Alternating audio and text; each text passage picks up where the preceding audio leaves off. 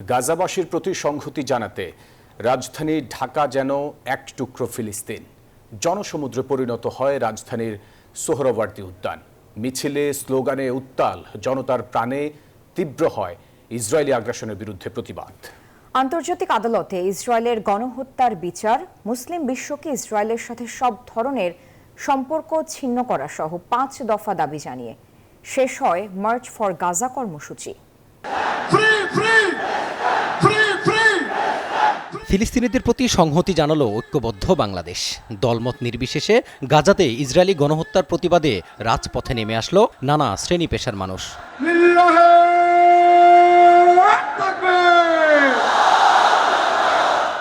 March for Gaza কর্মসূচি ঘিরে রাজধানীর সোহরাওয়ার্দী উদ্যানে এ যেন নতুন প্রাণের উন্মাদনা।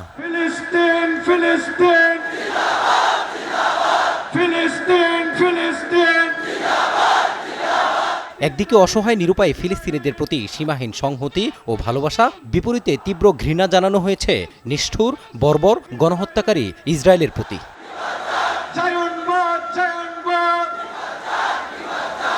শনিবার সকালের পর থেকেই ফিলিস্তিনিদের প্রতি সংহতি জানাতে লাখ লাখ মানুষ আসতে থাকেন সোহরাওয়ার্দী উদ্যানের দিকে। উত্তর থেকে দক্ষিণ, পূর্ব থেকে পশ্চিম, বলা যায় দেশের সব সড়ক যেন মিশেছে ব্যস্ত নগরের এই মোহনায়।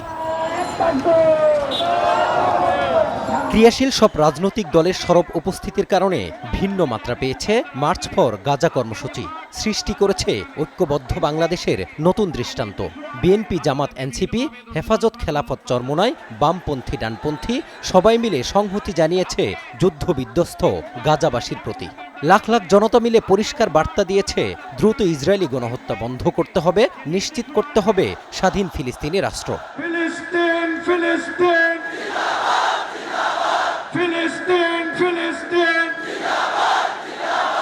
বিশাল এই গণজমায়েতে একেবারেই সংক্ষিপ্ত বক্তব্য দেন বিশ্বের অন্যতম ইসলামিক চিন্তাবিদ ও আলোচিত বক্তা মিজানুর রহমান আজহারি। এ সময় স্লোগানে স্লোগানে প্রকম্পিত করেছেন, মাতিয়ে রেখেছেন পুরো সোহরাওয়ার্দী উদ্যান।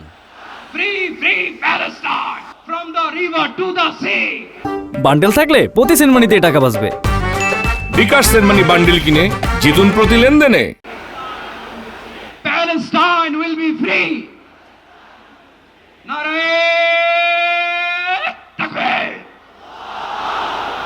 জনতার মহাসমুদ্রে উপস্থিত হয়ে আমরা বুঝতে পেরেছি আজকের এই মহাসমুদ্র জনসমুদ্র ফিলিস্তিনের প্রতি, আল আকসার প্রতি বাংলাদেশের জনগণের ভালোবাসার বহিঃপ্রকাশ।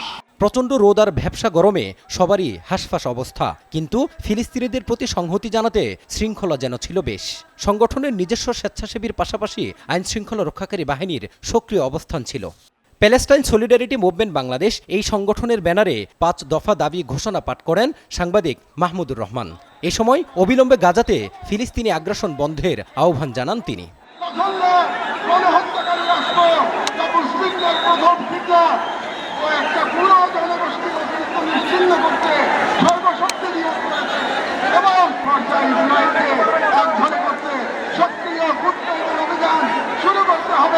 অসহায় ফিলিস্তিনিদের প্রতি সমবেদনা জানিয়ে দোয়া ও মোনাজাত করেন জাতীয় মসজিদ বাইতুল মুকাররমের খতিব ও এই সংহতি সমাবেশের সভাপতি মুফতি আব্দুল মালিক। কর্মসূচি শেষে সবাই শান্তিপূর্ণভাবে ফেরেন যার যার গন্তব্যে। যোজন যোজন মাইল দূরে থাকলেও অন্তরে ধারণ করেন স্বাধীন ফিলিস্তিনি রাষ্ট্রের চেতনা। পুরো রাজধানীর সোহরাওয়ার্দী উদ্যান যেন পরিণত হয় জনসমুদ্রে, যেখানে উপস্থিত সকলের কণ্ঠে ফুটে ওঠে অসহায় গাজাবাসীর মুক্তির কথা। দোয়া করা হয় তাদের মঙ্গল কামনা করে। রাজধানীর সোহরাওয়ার্দী উদ্যান থেকে মাজহারুল ইসলাম, নিউজ 24।